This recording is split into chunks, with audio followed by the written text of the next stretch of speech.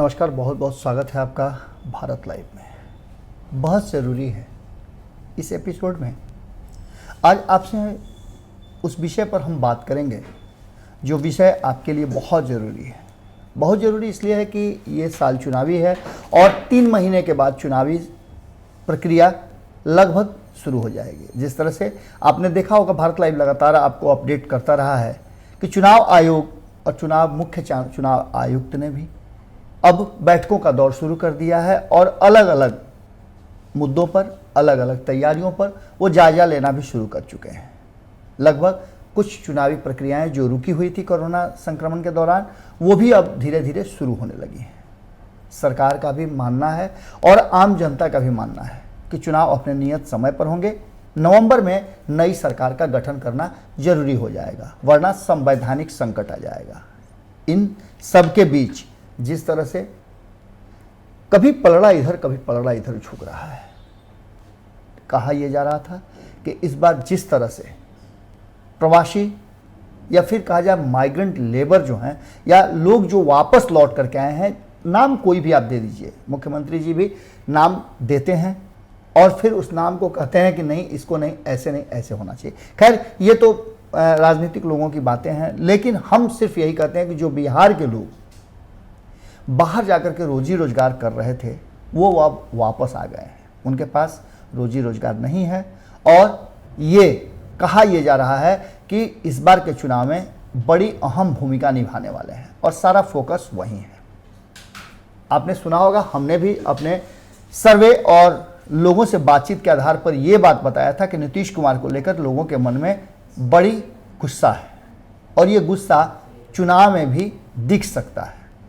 आप सिर्फ 30 लाख लोगों को मत समझें, इन 30 लाख लोगों के कम से कम एक परिवार के 4 सदस्यों को जोड़ ले जो वोट देने के अधिकारी होंगे।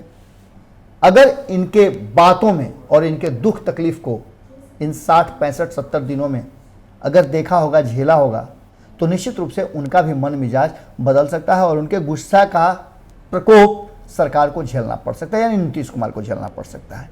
लेकिन अब जो हमारी बातें हो रही हैं, हालांकि अभी इसमें बहुत ज़्यादा परिवर्तन नहीं हुआ है, पर जिस तरह की बातें की जा रही हैं, जिस तरह की अब चर्चाएं शुरू हो गई हैं, नीतीश कुमार को जानने वाले बताते हैं कि वो सोशल इंजीनियरिंग के मास्टर हैं, गेम चेंजर हैं और कुर्सी के लिए वो अपनी रणनीति और नीति उसके हिसाब से गढ़ते और उसको एक्सिक्यूट भी करते हैं। नीतीश कुमार जिस तरह से सामने आकर के पूरी तैयारी शुरू कर चुके हैं, अपने हाथ में उन्होंने कमान ले लिया है और हमने आपको पहले भी बताया था कि जिस तरह से अपने गुस्से को उन्होंने शांत कर लिया है, क्योंकि गुस्सा से गुस्सा शांत नहीं हो सकता है।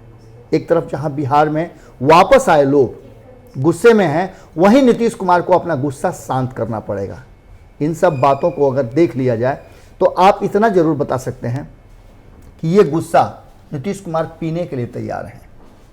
लगातार अपनी टीम और अपनी रणनीति वो बदल रहे हैं। सबसे बड़ी बात तो ये कि आपने देखा होगा कि किस तरह से उनकी रणनीति के सामने एक बार फिर से अपने सारे हथियार औजार रख दिया है भारतीय जनता पार्टी ने। भारतीय जनता पार्टी एक ऐसी पार्टी है जो देश के साथ साथ देश के अलग अलग राज्यों में पूरी तरह से डोमिनेट करती है, पर बिहार में आते ही उसके सारे पत्ते जैसे धाराशायी हो जाते हैं, सारी रणनीति फेल हो जाती है और यहाँ सिर्फ एक ही नीति होती है कि हमारे कैप्टन नीतीश कुमार होंगे। हालांकि पार्टी के अंदर में बहुत विद्रोह है, पार्टी के अंदर में कई तरह के धाराएं चल रही हैं। धारा के उल्टा और विपरीत दिशा में आप देख रहे हैं कि किस तरह से भारतीय जनता पार्टी चलने के लिए मजबूर है। इन सबके बीच नीतीश कुमार ने जो नीति बनाई है और खुद से नीतीश कुमार कमान अपने हाथ में लिए हुए हैं, कमांडर की तरह, जैसे उन्होंने कैप्टन बना है एनडीए का, वैसे ही वो अपनी कप्तानी में टीम को तैयार भी कर रहे हैं। आपको बता दें कि नीतीश कुमार कैप्टन तो है ही, एक कोच की भूमिका भी वो निभा रहे हैं और अपने लोगों को ट्रेंड भी कर रहे हैं। हाल फिलहाल में जो खबरें आई थी उसमें स्पष्ट तौर पे नीतीश कुमार ने कहा था कि वो लोगों तक जाएं और लोगों तक 7 निश्चय योजना, जिसका वादा उन्होंने 2015 में लोगों से किया था, उसको घर तक पहुंचाएं। हर घर तक आप पर्चा लेकर के जाएं। इससे पहले आपने देखा होगा कि भारतीय जनता पार्टी नरेंद्र मोदी के कार्यों का, उनके 6 साल के किए गए क्रियाकलापों का एक ब्लू चार्ट लेकर के, या व्हाइट चार्ट आप कह सकते हैं, लेकर के घर घर तक पहुंच रही है। कई विधायक, नेता और पदाधिकारी उस पर्चा को लेकर लोगों से मिल रहे हैं और बता रहे हैं कि नरेंद्र मोदी ने आपके लिए और बिहार के लिए क्या किया। अमित शाह आए थे तो उन्होंने 125 लाख करोड़ का, जो 125 करोड़ का एक पैकेज दिया था उन्होंने मुख्यमंत्री, और इस बात की चर्चा विपक्ष भी करता है कि 125 करोड़ कहाँ हैं, 125 करोड़ कहाँ हैं। उसका पूरा ब्यौरा दिया था गृह मंत्री अमित शाह ने कि 125 करोड़ से बिहार का कैसे विकास हुआ, उसमें से कितनी राशि दी गई है। हालांकि अभी तक इस बात को लेकर के सत्ता में बैठी जेडीयू और नीतीश कुमार ने कोई चर्चा नहीं की है। नीतीश कुमार की पार्टी और नीतीश कुमार के छत्रप जो हैं, उनको ये निर्देश दिया गया है कि वो अपने लोगों को, कार्यकर्ताओं को और पदाधिकारियों को ट्रेंड करें कि 90% वो 2015 में किए गए वादे और उस वादे पर कितना अमल हुआ उसे दर्शाएं। हर घर बिजली का सपना हमने पूरा किया, नल के जल का वादा हमने किया था वो पूरा किया, हमने कहा था कि हर बसावट तक सड़क होगी उसको हमने पूरा किया। ये सब बातें हैं। रहा सवाल सुशासन का, नरसंहार का, तो इस पर भी उन्होंने अपने हिसाब से बातों को रखने की बात कही है। उन्होंने ये भी बात कहा है कि निश्चित रूप से सबसे बड़ी बात होगी वो ये होगी कि नीतीश कुमार ने पिछले 5 सालों में क्या किया उसका पूरा पूरा लोगों तक बात पहुंचाएं, दिखाएं कि खेतों में किस तरह से जल पहुंचाने की अब व्यवस्था हो रही है। अगर उन्हें मौका मिलता है तो अब हर खेत तक पानी पहुंचाया जाएगा। बिजली हमने पहुंचा दी, सड़क हमने दे दी, हमने आपको हर तरह की सुविधा दी, अब विकास शुरू हो चुका है। रोजगार की बात आपको बताएं तो रोजगार की बातें भी लगातार, आपने को कई बार हमने बताया कि रोजगार स्किल के हिसाब से देने का नीतीश कुमार ने अधिकारियों को और मंत्रियों को निर्देश दिया था, जिसकी प्रक्रिया भी शुरू हो चुकी थी। आपने देखा होगा किस तरह से उद्योग मंत्री अलग अलग उद्योगपतियों को चिट्ठी लिख करके उन्हें बिहार में उद्योग लगाने की बातें कर रहे थे। इन सब के बीच ये भी बातें अब कही जा रही हैं, सूचना और प्रसारण मंत्रालय के जो मंत्री हैं नीरज कुमार, उन्होंने साफ तौर पे कहा कि उनके पास पूरा चार्ट तैयार है और उस चार्ट के हिसाब से हर लोगों को, माइग्रेंट लोग जो भी आए हैं उन लोगों के स्किल के हिसाब से उनको रोजगार देने का पूरा खाका तैयार कर लिया गया है और इसे जल्दी ही पूरा भी कर लिया जाएगा। इन सब के बीच नीतीश कुमार की नीति का जो सबसे ज़्यादा जो बहुत ज़रूरी है हम लेकर के आए हैं वो ये है कि नीतीश कुमार एन केन प्रकारे न एक बार पुनः सत्ता पर बैठने के लिए पूरी योजना बना चुके हैं। उस नीति का जो हमारे पास हमारे सूत्रों ने बताया है उसमें सबसे अहम बात है कि कैसे टीम तेजस्वी को बैकफुट पर रखा जाए, और ये योजना का सबसे महत्वपूर्ण हिस्सा है। ये हर सिक्के के 2 पहलू होते हैं। पहला पहलू तो यह है कि नीतीश कुमार ने, भले केंद्र सरकार ने क्या किया क्या नहीं किया उसकी चर्चा कोई मत करे, पर जदयू के लोग इस बात की चर्चा हर घर तक पहुंचाएं कि नीतीश कुमार ने पिछले 5 सालों में क्या किया और किस तरह से वो बिहार के विकास की तरफ निरंतर गति से बढ़ रहे हैं। जिसमें आपको हमने बता दिया कि 7 निश्चय योजना को लेकर के, शराबबंदी को लेकर के, दहेज, बाल विवाह को लेकर के जिस तरह से नीतीश कुमार काम कर रहे हैं, जल जीवन हरियाली को लेकर के जिस तरह आगे बढ़ रहे हैं, लोग जो वापस आए हैं उनको रोजगार किस तरह से दे रहे हैं, लोगों को लाने के लिए क्या किया और अब लोगों को रोजगार देने के लिए कितना सरकार संकल्पित है और कितने लोगों को रोजगार दिया जा रहा है, ये पूरा चार्ट आम जनता तक रखा जाए और उन खास करके मजदूर वर्ग और जो लोग लौट करके आए हैं जिनका काम धंधा छूटा है उन तक रखा जाए। इसके साथ जो सिक्के का दूसरा पहलू है वो आपको विशेष रूप से जानना चाहिए और बहस का मुद्दा भी वो है। पहला तो नीतीश कुमार ने क्या किया और दूसरा नीतीश कुमार क्या करने जा रहे हैं आने वाले चुनाव में अपनी जीत के लिए, वो सबसे महत्वपूर्ण है। नीतीश कुमार ने अपने मंत्रियों को, विधायकों को और कार्यकर्ताओं के साथ साथ पदाधिकारियों को एक बड़ा टास्क दिया है।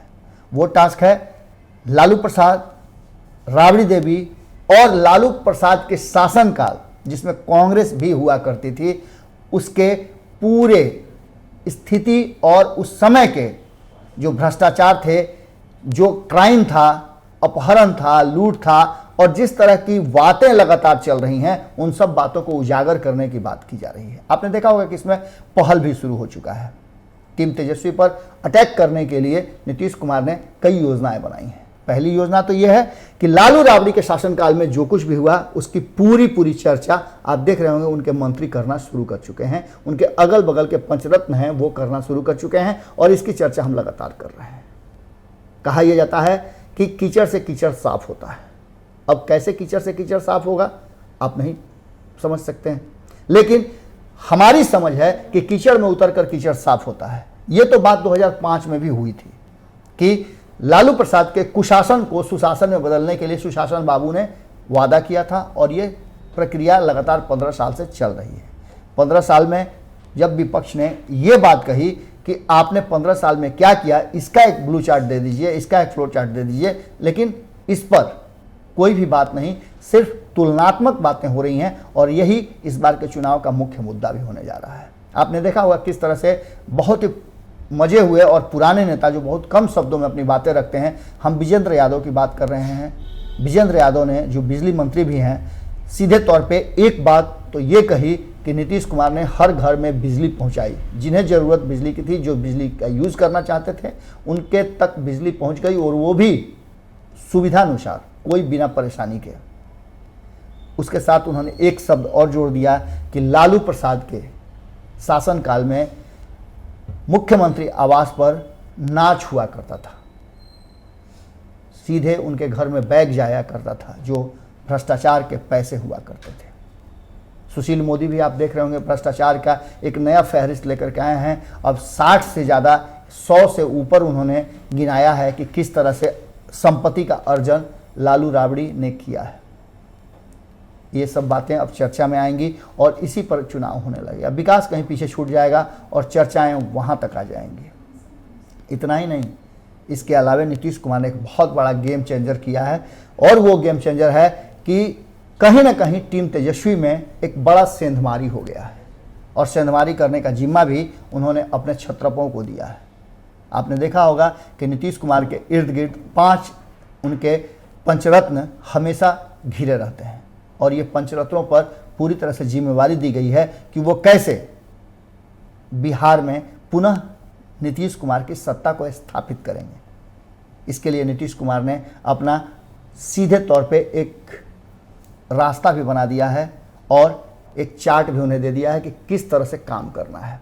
इन सब के बीच जिस तरह से आपने देखा होगा जीतन राम मांझी एक बार फिर से नीतीश भजन गाना शुरू कर चुके हैं। इससे आपको अंदाज़ा हो गया होगा कि उनके मन में भी लड्डू फूट रहे होंगे और हो सकता है कि इस बार के चुनाव में वो महागठबंधन से अलग एनडीए के खेमे में चल जाए और ये नीतीश कुमार की रणनीति का एक अहम हिस्सा होगा जिसमें चिराग पासवान को आईना दिखाने का काम किया है।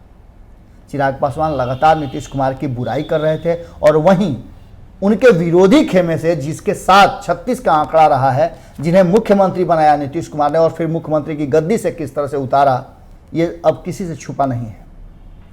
और वो व्यक्ति यदि नीतीश कुमार का फिर से भजन गाने लगे, गुणगान करने लगे, तो आप समझ सकते हैं कि बातें बदल रही हैं और स्थितियां निश्चित रूप से दूसरे दिशा में जा रही हैं। कहीं ना कहीं बैकफुट पर लाने के लिए चिराग पासवान और दलित वोटरों को अपने पक्ष में करने के लिए एक बड़ा गेम चेंजर नीतीश कुमार ने किया है और दूसरी तरफ उन्होंने महागठबंधन को भी एक बड़ा झटका दिया है। तेजस्वी यादव नए हैं, हालांकि राजनीति की समझ उनमें कितना है इस पर हमेशा प्रश्न खड़े होते रहे हैं, पर तेजस्वी यादव ने जिस तरह से तैयारियां की हैं और जिस तरह से लोग तेजस्वी तेजस्वी के नारे लगा रहे हैं, इसने कहीं ना कहीं नीतीश कुमार को और मजबूत रणनीति बनाने के लिए बाध्य किया है। नीतीश कुमार के साथ राजनीति की शुरुआत करने वाले तेजस्वी यादव को कमतर आंक नहीं रहे हैं नीतीश कुमार। नीतीश कुमार एक बेहतर और मजबूत प्रतिद्वंदी के रूप में तेजस्वी यादव को देख रहे हैं। यही कारण है कि नीतीश कुमार ने खुद इस बार के चुनाव का कमान अपने हाथों में लिया है। ये बड़ा गेम चेंजर हो सकता है और बहस हम इसलिए आपके सामने लेकर के आए हैं कि इस बहस में आप अपने विचार जरूर रखिए। तेजस्वी यादव को अगर इस लड़ाई में अपने आप को आगे रखना है तो उन्हें और मजबूत और ज़मीनी लड़ाई के लिए तैयार करना होगा। हालांकि चुनाव इस बार डिजिटली होने के हैं और सोशल माध्यम पर प्रचार प्रसार भी जमकर होगा। इसकी तैयारियां आरजेडी ने भी शुरू कर दी है। लेकिन इन सब के बाद जो सबसे महत्वपूर्ण बात है वो ये है कि तेजस्वी यादव और टीम तेजस्वी यादव को पूरी तरह से मजबूती के साथ एक दूसरे का साथ देना होगा और एकजुटता प्रदर्शन करना होगा, वरना नीतीश कुमार की नीति और जिस तरह से वो सड़क पर उतर गए हैं लोगों को समझाने के लिए, अपने लोगों के माध्यम से ये सारे मंसूबे पर पानी फेर सकता है। आपने लोकसभा चुनाव में देखा कि किस तरह से रातों रात गेम चेंज हुआ। जो महागठबंधन 40 सीटों का दावा कर रहा था उसके हाथ में 4 सीटें भी नहीं आई और पहली बार आरजेडी सदन से बाहर हो गई। लोकसभा में उसके एक भी प्रतिनिधि नहीं गए। विधानसभा में पूरी तैयारी है और कहा यह जा रहा है कि कहीं ना कहीं इस बार के विधानसभा में एक स्टेप आगे तेजस्वी यादव चल रहे हैं। खास करके उन्होंने जो कोरोना काल में जिस तरह से अपने पार्टी के कार्यकर्ताओं को, अपने पदाधिकारियों को लगाया था लोगों की सेवा और सहायता के लिए, वो लोगों के जहन में है। पर लोग हैं, लोगों का क्या कभी भी बदल सकता है। तेजस्वी यादव को अपनी यादाश्त और अपने बीते हुए समय के साथ एक बड़ी रणनीति बनानी होगी और ख़ास करके अपने साथी दलों को अपने साथ रखना होगा और ये मजबूत गठजोड़ की तरह रखना होगा। आपने सुना होगा, हर कोई कहानी और ज़रूर सुनाता है, ज़रूर बताता है कि एक बुजुर्ग व्यक्ति था, उसने अपने बच्चों को लाठियां ला करके दी और कहा कि इस लाठी को तोड़िए। जैसे जैसे उनके बच्चे लाठी तोड़ते चले गए उन्होंने सबको वाहवाही दिया, लेकिन जब उन्होंने सभी लाठियों के टुकड़ों को एक जगह बांध करके और कहा कि अब इसको तोड़ के दिखाओ तो किसी से नहीं टूटा।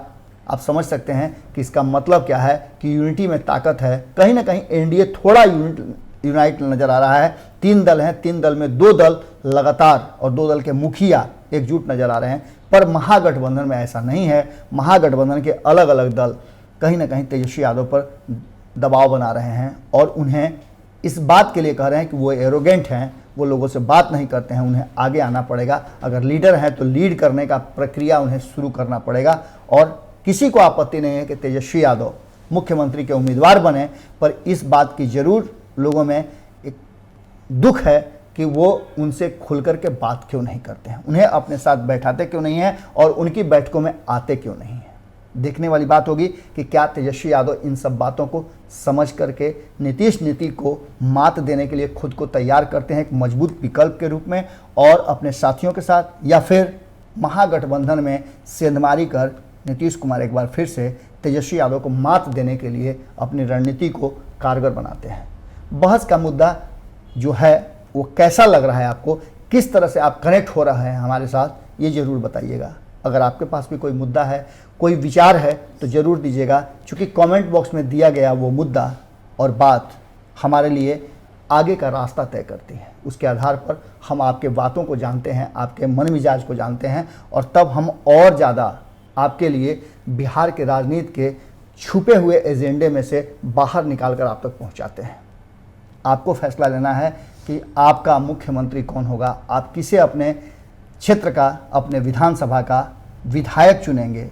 जिम्मेवारी आपकी बड़ी है और इस जिम्मेवारी के साथ साथ बिहार को सबल बनाना, मजबूत बनाना बहुत ज़रूरी है। कोरोना अभी ख़त्म नहीं हुआ है। आपसे आग्रह है कि अपने आप को सुरक्षित रखें। आप सुरक्षित रहेंगे, आप अपने आप को बचा करके रखें तो आपका परिवार रहेगा, आपका समाज रहेगा, आपका राज्य रहेगा और देश से कोरोना को हम भगा सकेंगे। कोरोना से डरने की ज़रूरत नहीं है, उससे लड़ने की ज़रूरत है और लड़ाई उससे दूरी बना करके की जा सकती है। फिर मिलते हैं, नमस्कार। बढ़ाएं अपना कदम सक्सेस की ओर शिखर करियर इंस्टीट्यूट के साथ। शिखर करियर इंस्टीट्यूट पूर्वी भारत में एकमात्र कोचिंग संस्थान जो एक्सक्लूसिवली है मेडिकल एंट्रेंस एग्जाम के लिए।